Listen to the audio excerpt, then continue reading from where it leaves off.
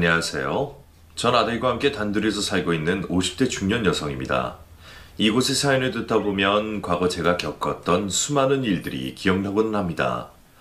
남편과 행복했던 추억들, 시댁살이하며 시어머니께 받았던 고생들, 또 경제적 어려움으로 낭떠러지에 떨어질 것 같았던 아찔함까지. 이렇게 글로 적으니까 힘든 일만 많았다 싶은데 힘들었다고 해도 다른 가족들 모두가 곁에 있던 예전 그때로 돌아가고 싶네요. 이렇게 힘들었던 시절을 제 입으로 이야기하면서 다시 돌아가고 싶다고 말하는 건 현재 제가 그만큼 마음의 여유가 생겼다는 거겠죠? 지금 이렇게 마음 편안한 이 여유를 갖게 된 데는 아주 놀랄만한 일이 있었습니다. 그 일을 오늘 여러분들께 말씀드려 볼까요? 저에게 어떤 놀라울 일이 생겼는지 말이죠.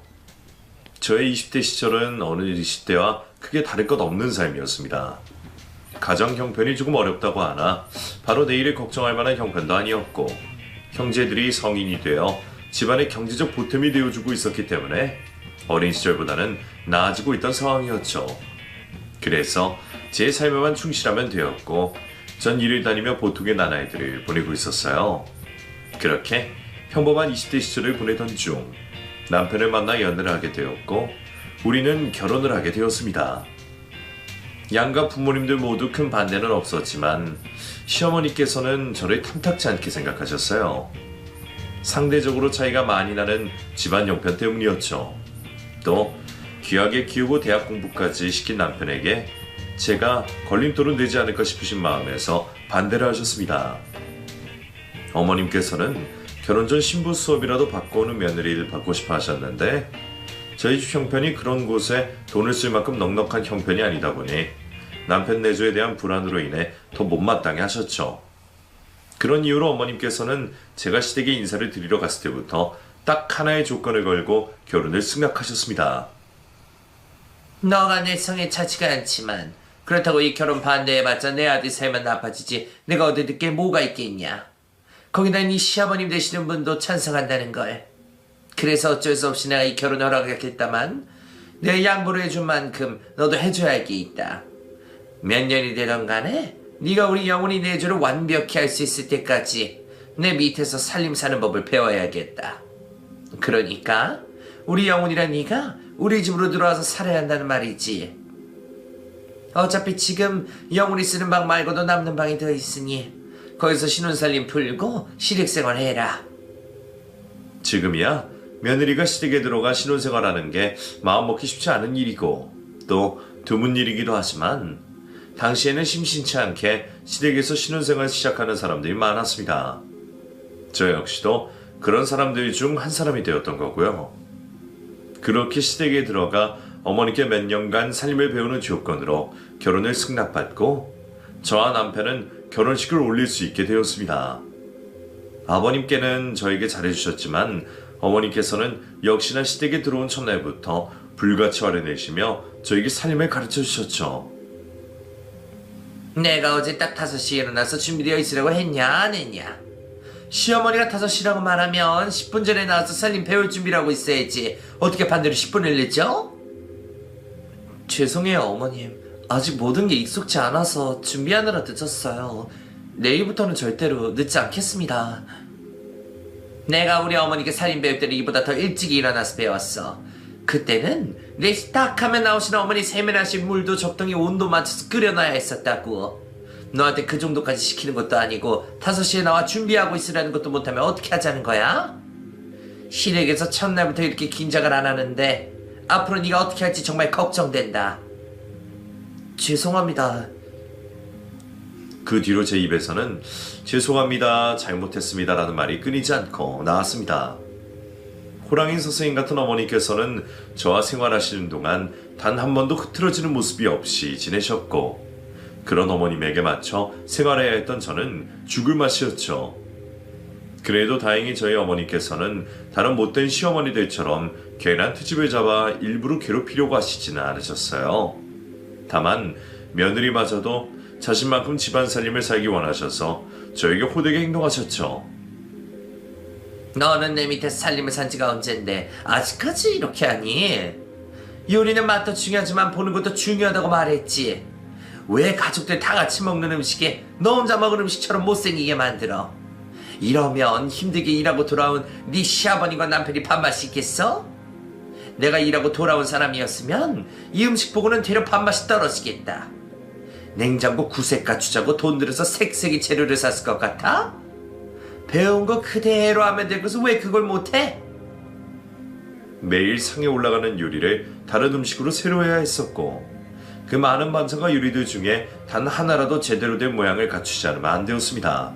또 오래되고 넓은 2층 집이다 보니 청소를 해도 뒤돌아서면 먼지가 떨어져 있고는 했어요. 또 잔디와 전실에 있는 식물들도 관리를 해야 하니 정신이 없었죠.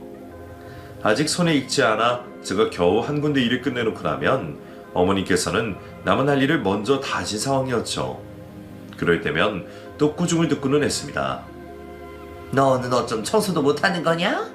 손이 느린 거야? 아니면 일부러 게으름을 피우는 거야? 오늘도 결국에는 내가 거의 다 했구나. 나름 빨리 한다고 하는데 먼지 하나 없이 빨리 하는 게 익숙치 않았어요. 죄송합니다. 또 그놈의 죄송하다는 소리. 그 소리 말고 다른 말을 들을 수 없는 거냐? 잔디 정리를 맡겨도 한 세월, 집먼지 청소를 맡겨도 한 세월. 아무래도 내 생각에는 네가 나한테 억한 심정을 가지고 일부러 행동한다는 생각밖에 들지 않는구나. 그렇지 않고서야 어떻게 이렇게 일을 못해? 나이도 젊고 힘도 나보다 넘치는 네가 나보다 못한다는 게 말이 된다고 생각하니? 일 끝나면 쉴 줄 알고 게으름 피웠던 것 같은데 괜찮다. 아직 네가 할 일은 잔뜩 쌓여 있으니 얼른 손 씻고 장독이나 닦으러 나가라. 나는 너 때문에 고생한 게 있어서 잠시 눈을 붙일 테니 요령 피우지 말고 다 해놔라. 하루아침에 30년 가까이 삶을 살아오신 어머님을 따라잡을 수는 없었습니다. 그런데도 어머님께서는 저에게 항상 제가 모자라고 게으름을 피워 일을 못하는 거라며 혼을 내시고는 했죠. 저도 열심히 한다고 하는 건데 어머니께서 제 마음을 몰라주시니 속상했어요.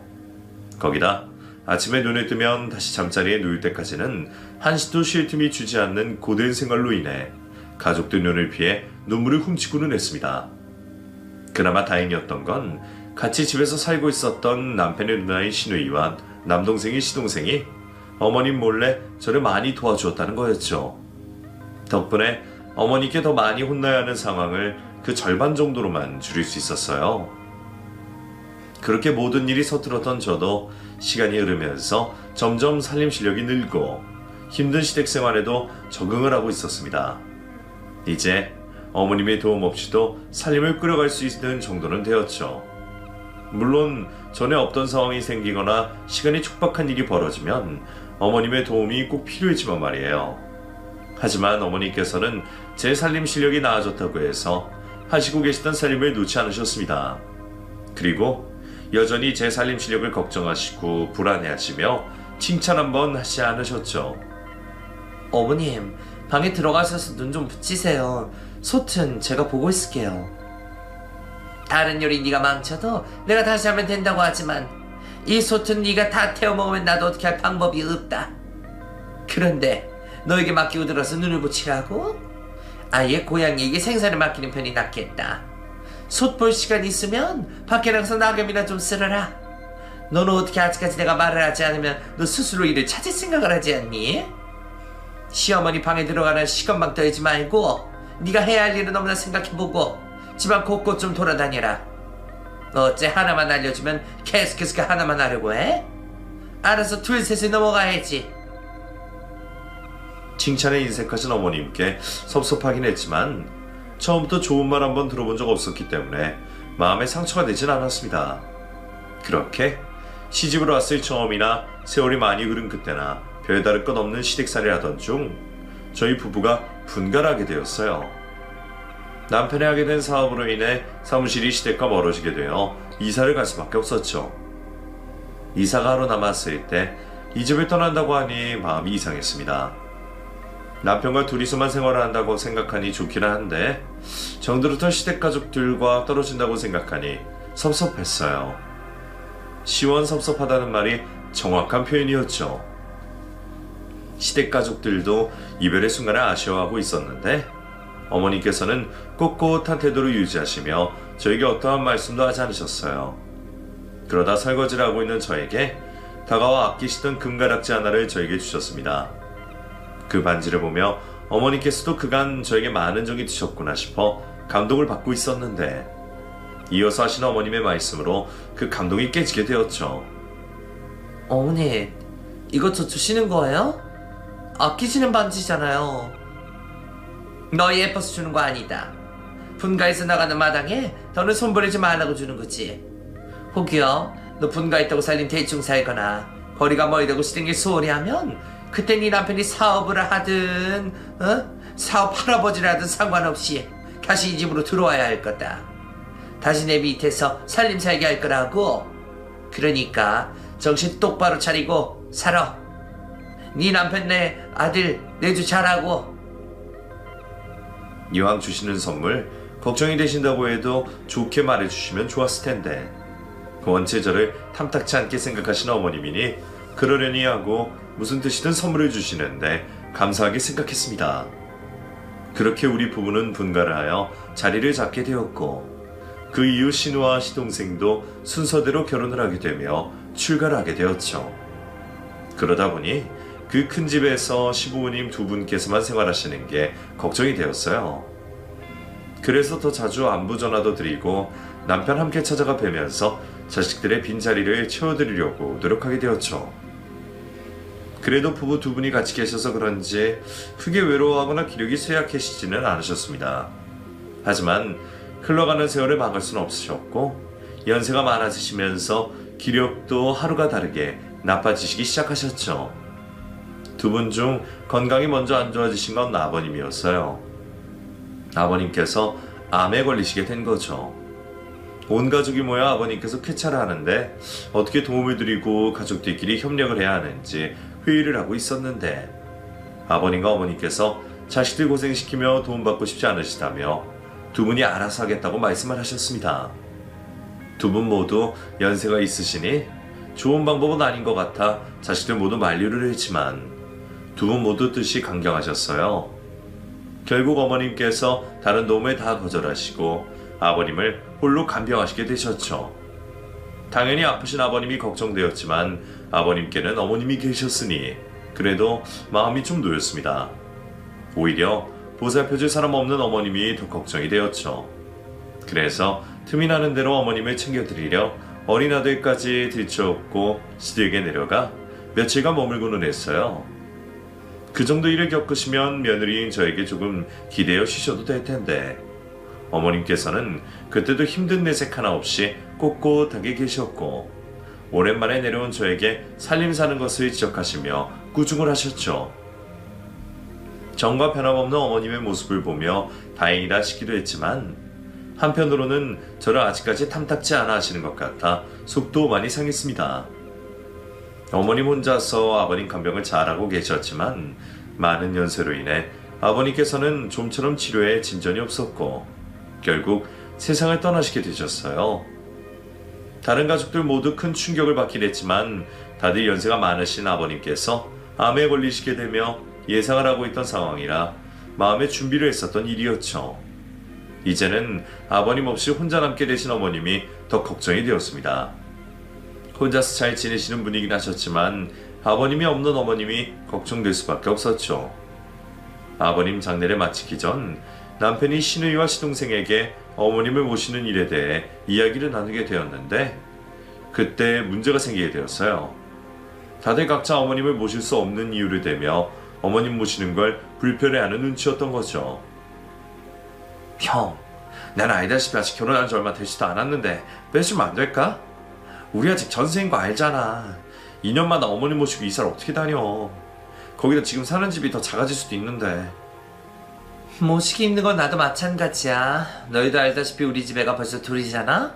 정신이 하나도 없어. 거기다 시부모님께서 손주 손녀들 보고 싶다고 거의 매일같이 집에 오시는데 엄마가 계시면 불편하실 거 아니야.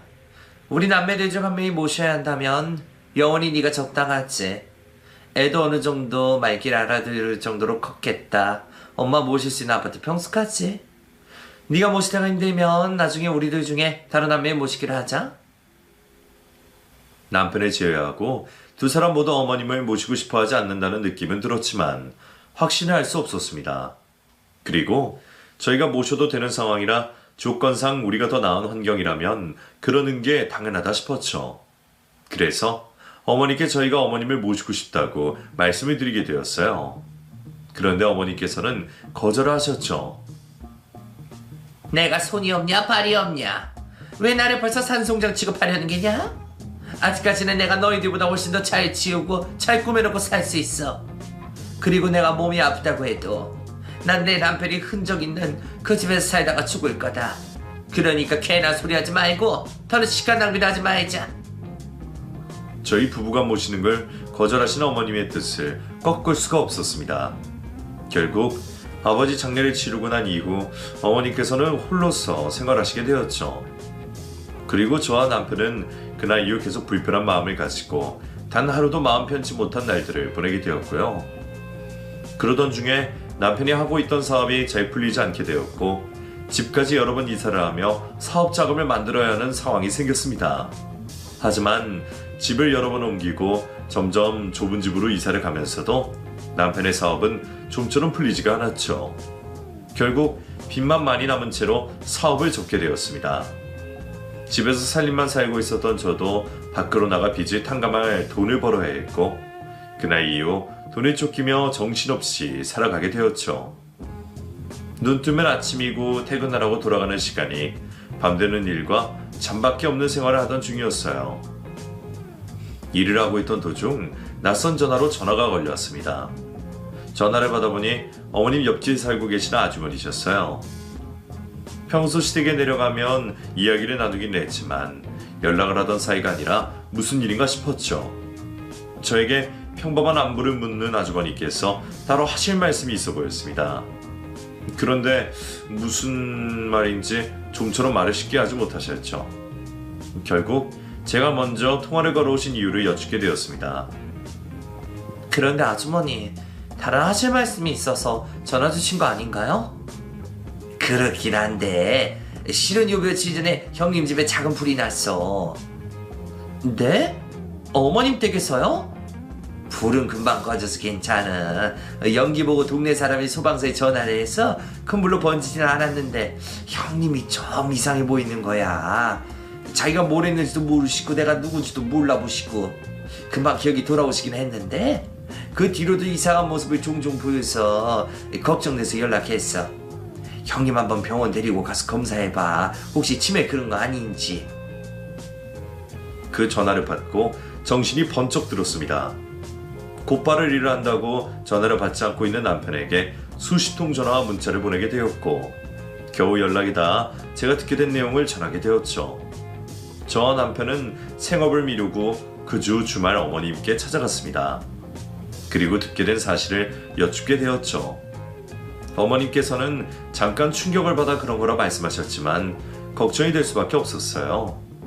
우선은 자신이 또렷하게 아니라고 하시고 검사받는 것도 거부를 하시니 옆집 아주머니께서 오해를 하셨구나 생각했습니다.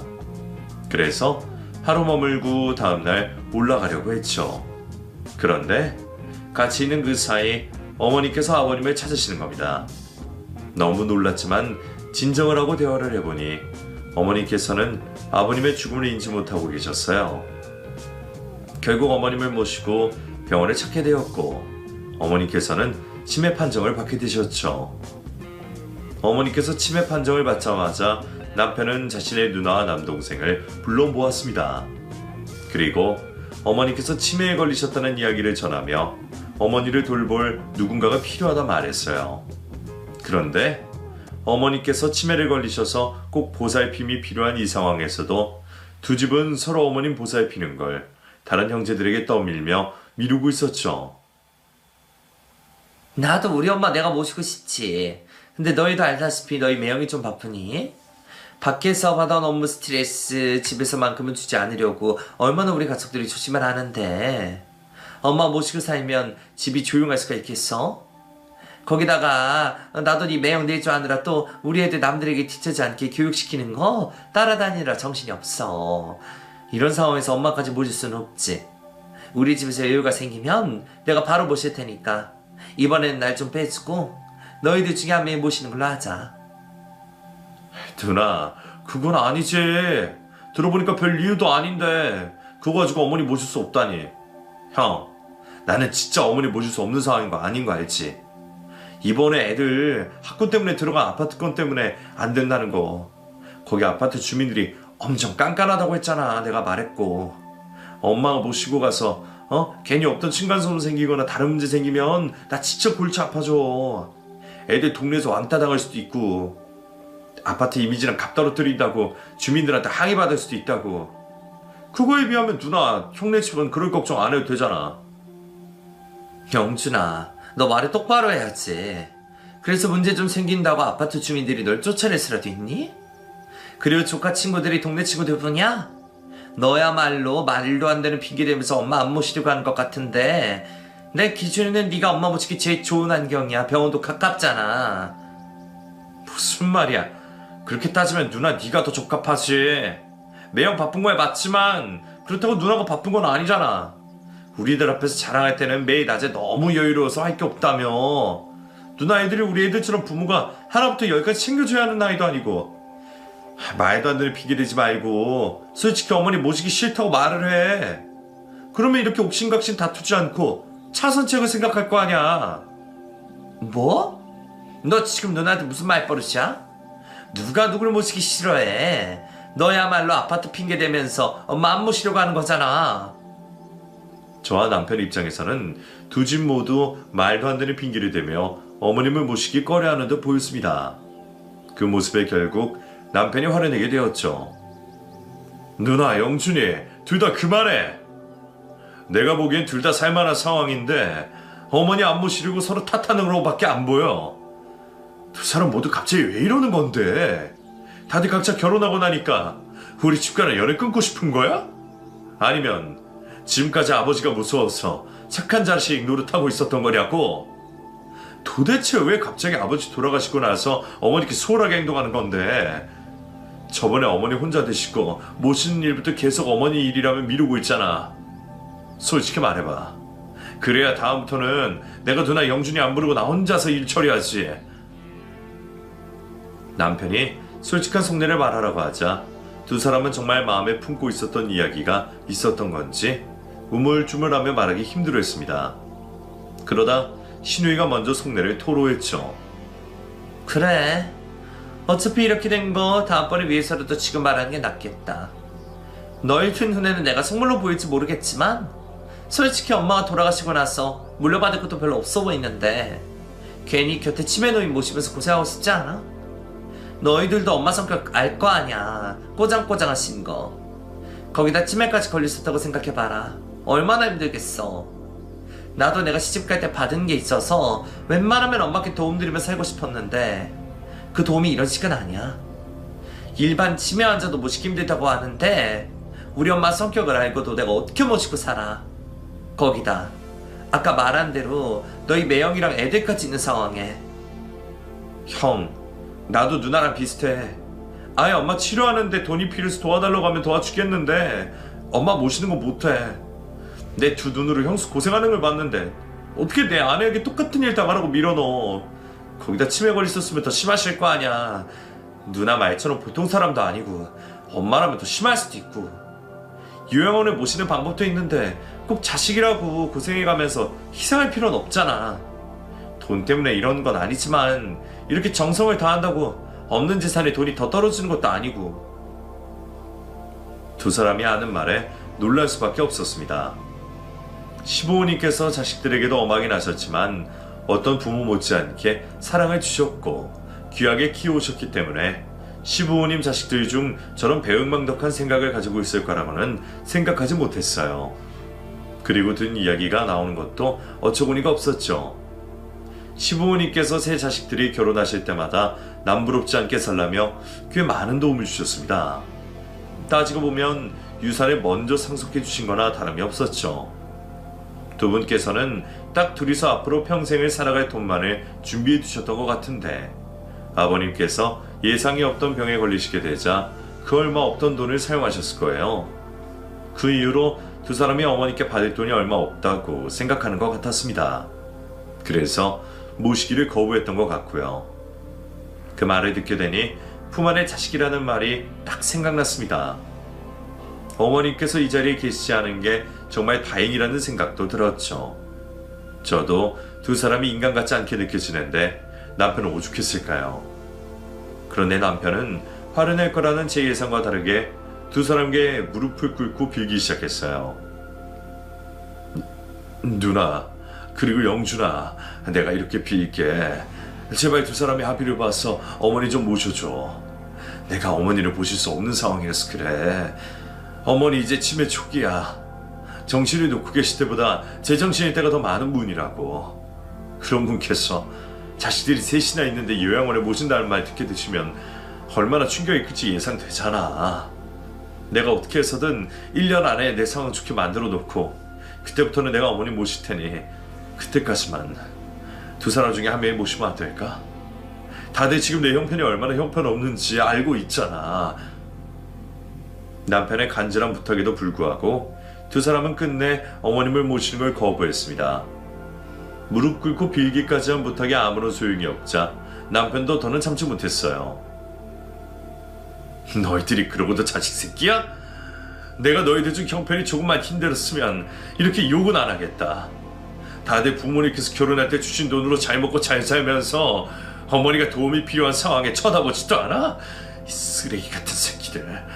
그래, 내가 죽이 되든 밥이 되든 어머니 모시고 살 테니 니들은 지금처럼 니네 가족만 생각하며 잘 먹고 잘 살아라. 앞으로 우리 가족들 앞에 나타낼 생각도 하지 마. 내가 죽든 어머니께서 돌아가시든 우리 가족들 중 누구 하나 죽더라도 그 장례식장에 나타낼 생각 꿈도 꾸지 말라고. 이 쓰레기들. 어머니 너 지금 누나한테 뭐라고 했어? 쓰레기? 야, 너 효자 노릇 조금 한다고 어디서 그런 막말을 해? 너 미쳤어? 미치긴 너희들이 미친 거지. 부모 버린 쓰레기들아. 형, 말이 너무 심하네. 다들 각자 사정이 있는 거 가지고 이해를 해줘야지. 왜 욕을 하고 그래? 결국 제가 말릴 수도 없게 남매들 간에 심한 싸움을 하게 되었습니다. 서로 감정이 갈 때까지 갔고 쉽게 봉합할 수 없게 되어버렸죠. 남편은 이제 남이라며 집안 대수사 일에 관여하지 말라고 했고 두 사람은 오히려 나중에 도와달라고 연락해 오지 말라고 했습니다. 결국 이를 서류로 작성해 약속을 하게 되었어요. 시누이와 시동생은 이제 더 이상 집안일에 관여도 안 하고 나중에 어머님이 돌아가신 이후에도 재산 관련 상속을 받지 않겠다는 각서를 작성했고 남편은 어떠한 일이 있어도 두 사람의 피해도 주지 않고 도움도 받지 않겠다는 각서를 쓰고 완전히 남남이 되었죠. 이후 저희 가족이 시댁으로 내려가 생활하게 되었습니다. 남편은 돈을 벌어야 했기 때문에 원래 일을 하고 있던 지역에서 고시원을 잡아 생활하게 되었고 제가 어머님을 간병하고 아들을 돌보며 시댁에서 생활하게 되었죠. 사실 쉬운 결정은 아니었어요. 저와 남편 두 사람 모두 빚을 갚기 위해 일을 해야 하는 상황에서 제가 어머님을 하루 종일 간병을 하게 되었으니 남편 입장에서는 2배로 더 일을 해야 하는 상황이 되었으니까요. 하지만 저희에게 다른 뾰족한 방법이 없었습니다. 우리의 삶도 벅차긴 했지만 이제 막 치매 초기 판정을 받으신 어머님을 요양원에 보낼 수는 없었으니까요. 그렇게 다시 하게 된 어머니와의 시댁 생활은 전과 같이 힘들진 않았습니다. 어머님께서는 아직 치매 초기여서 제가 간병이라고 할 만한 고생도 딱히 없었죠. 또 자식들 중 가장 형편이 좋지 못한 저희가 내려오신 걸 보시고는 어머니께서 남매들 간에 생겼던 일을 짐작하셨던 것 같습니다. 그래서 이전 시댁살이를 할 때처럼 깐깐하게 고치진 않으셨어요. 덕분에 얼마간은 아들이 학교에서 돌아와 있는 시간 동안 동네에서 아르바이트를 하며 남편을 도울 수 있었죠.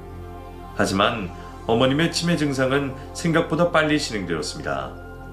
병원을 다니며 치료를 받고 있었지만 말이죠. 나라에서 지원을 해주는 방문 보호사분께서 어머님을 돌봐주시는 시간에는 밖에서 아르바이트를 하고 그 외의 시간에는 제가 어머님 곁에서 모든 시간을 함께하게 되었습니다. 치매 환자를 돌보는 건 정말 힘든 일이었지만 그래도 버틸 수 있었어요. 굳은 다짐을 하고 내려온 이유도 있었겠지만 제 목까지 돈을 벌기 위해 갖은 고생을 하고 있는 남편을 위해서도 버텨야만 했습니다. 그런데 겨우 버티고 있는 지금 이 상황을 더 힘들게 하는 일이 생기게 되었죠. 어머님께서 치매 환자가 되신 마당에 엎친 데 덮친 격으로 남편마저 암에 걸리고 만 겁니다. 누구보다 힘든 상황에 떨리는 목소리를 애써 진정시키며 저에게 자신의 암 판정 소식을 전하는 남편의 통화 내용을 듣자 세상이 무너지는 것만 같았어요. 힘든 상황에서도 굴하지 않고 어떻게든 버티고 살아보려는 저희 부부에게 이런 역경을 주는 하늘이 해도 너무하나 싶었습니다. 모든 걸 포기하고 울고만 싶었지만 그럴 수가 없었어요. 오히려 제가 더 정신을 똑바로 차려야 했습니다. 한 집에 아픈 사람이 2명이나 있었고 부모의 관심이 필요한 아들까지 있었으니까 말이죠. 우선 고시원에 남아 일을 하며 치료를 받겠다는 남편을 설득시켜야 했습니다. 그리고 나서는 나라에서 받을 수 있는 지원이란 지원은 다 받아가며 어떻게든 어려운 살림에 두 사람을 살려보기 위해 노력을 하게 되었어요. 아픈 남편에게 치매에 걸린 어머님을 맡기고 돈을 벌기 위해 일도 나갔지만 그 돈으로는 두 사람에게 들어가는 치료비와 생활비가 턱도 없이 모자랐죠. 그리고 그나마 조금 있던 통장의 잔고도 빠르게 소진되어 갔습니다. 결국 밀려드는 치료비를 감당하기 위해 사치를 빌려야 했죠. 남편은 저에게 부담을 최소한으로 주려고 혼자 병원을 다니며 치료를 받았지만 이미 제 정신은 너덜너덜해진 상태였습니다. 하루에도 몇 번씩 정신을 놓아버리는 어머님 때문에 매일 다 잡던 다짐이 흐트러질 수밖에 없었죠. 남편 치료를 도와주지 못한다는 것과 아들에게 너무 힘든 상황을 보여준 것 같아 도저히 못 견디는 때가 찾아왔습니다. 그래서 정신을 놓고 계신 어머님 앞에 제 신세 한탄을 하게 되었죠. 어머니, 제발 정신 좀 차려주세요. 저 너무 힘들어요. 당장이라도 죽고 싶을 만큼 힘들다고요. 누구보다 강하신 분이시잖아요. 왜 이러고 계세요? 어머님 아들 암 때문에 고통스러워하고 있고 이 전쟁통 같은 상황을 어머님 손자가 겪고 있어요. 제가 이 이상을 어떻게 해요? 제발 예전처럼 저를 혼내도 좋고 하루 종일 일 시켜도 좋으니 제발 어머님만이라도 정신 차리고 저 숨 좀 쉴 수 있게 해주세요. 이 집에서 저보다도 힘든 사람이 많았기 때문에 저는 그렇게 정신을 놓으신 어머님 앞에 투정을 부리는 것밖에 할 수가 없었어요. 제가 이렇게 말해도 어머니께서는 기억하시지 못하시니 제 속을 터놓고 말할 수 있었죠. 그런데 그날은 뭔가 달랐습니다. 제 이야기를 안 듣고 있다고 생각한 어머니께서 제 손을 잡으시곤 저를 안아주셨어요. 아가, 울지 마라. 네가 울면 내 가슴이 아프구나. 널 위해 해줘야 하는 게 많은데 이렇게 고생만 시켰어. 미안하다. 어머님께서 정신을 차리신 것만 같아 확인을 하려고 했죠. 어머님, 정신이 드세요? 저 누군지 알아보시겠어요? 그런데 어머니께서는 제 말에는 대답을 하지 않으시고 자신의 말씀만 계속 이어가셨어요. 저기다가 네가 고생한 값 다 넣어줬다. 지금까지 네가 한 고생에 비하면 아무것도 아니겠지만 내가 해줄 수 있는 게 저것밖에 없구나. 미안하다. 어머님께서는 아버님 영정사진을 가리키며 알 수 없는 말씀을 하셨습니다. 정신이 돌아오셨는지 다시 한번 확인하려고 했는데 어머니께서는 저를 당신의 딸 취급을 하며 다시 정신이 돌아오지 않은 모습을 보이셨죠. 제 착각일 수도 있었지만 정신이 돌아온 것 같았던 그 잠깐이 저에게는 많은 위로가 되었습니다. 잘 모시다 보면 나중에는 이런 어머님의 모습을 볼 수 있을 거라는 생각을 하면서 말이죠. 하루에도 몇 번씩 하는 다짐이었지만 전 다시 제 마음을 다잡고 다짐을 하며 어머님을 최선을 다해 모시려고 했어요. 하지만 그날 밤 어머님께서는 저에게 정신이 돌아오신 건지 아닌 건지 알 수 없는 말씀을 마지막으로 남기시고 세상을 떠나시게 되셨습니다. 어머님 장례식을 치르는 동안 남편의 남매들은 빈소를 찾지 않았습니다. 그들에게는 정말 부모에게 받은 사랑보다 돈이 더 중요했던 것 같아요. 그 모습을 남편에게 보여주지 않게 되어 되려 다행이었죠. 남편은 그 사이 상태가 안 좋아져 병원에서 치료를 받고 있었거든요. 그렇게 어머님의 장례를 저 혼자 치르게 되었고 마지막 가시는 길은 편안하게 잘 보내드리고 왔죠. 가슴 아픈 이야기이지만 어머님이 돌아가시니 남편을 돌볼 수 있는 정신이 돌아왔습니다. 이전 숨 돌린 틈 없던 때에 비하면 웃음도 되찾을 수 있었고 남편과 아프기 이전에 비슷한 평범한 생활을 할 수 있었죠. 남편도 조금씩이지만 호전되어가는 모습을 보여줬어요. 하지만 그것도 잠시. 호전되어가던 남편은 갑자기 쇼크가 오게 되었고 중환자실에서 의식을 잃고 있다 결국 사망하게 되었죠. 슬퍼할 겨를도 없었다는 말이 당시 제 상황과 딱 맞을 겁니다. 시어머니를 잃고 몇 달 지나지 않아 남편까지 병으로 잃게 되면서 제 생에 가장 힘든 시간을 보내게 되었지만 돈 걱정이 먼저 되었습니다. 저 혼자였다면 모르겠지만 앞길이 창창한 아들까지 있는 상황에 감당할 수 없는 사채빚과 밀려있는 병원비는 남편 잃은 슬픔에 눈물 흘릴 시간도 주지 않았죠. 장례를 치르며 틈틈이 돈 계산을 하고 앞으로 어디로 사서 어떻게 살아야 할지 계획을 세워야 했죠. 남편이 화장터 화구에 들어가고 나서야 돈 걱정에 밀려있던 눈물이 터져나왔고 그때만큼은 남편을 그리워하는 만큼 미안해하는 만큼 눈물을 흘릴 수 있었습니다. 남편의 장례를 모두 치르고 난 이후 빚을 갚기 위해 가지고 있는 재산들을 하나둘씩 팔게 되었어요. 순서만 하나둘씩이니 사실상 가지고 있는 걸 모두 팔아야 했습니다. 하다못해 사용하고 있던 가전제품에서부터 옷들까지 단돈 1,000원이라도 나온다고 하면 모조리 팔아야 했죠. 그리고 내 남편과 시부모님의 추억이 담긴 시대까지 팔게 되었습니다. 남편과 어머님의 추억이 깃든 소중한 시댁이었기 때문에 두 사람을 계속 기억하고 싶어 절대 팔고 싶지 않은 집이었지만 어쩔 수 없었어요.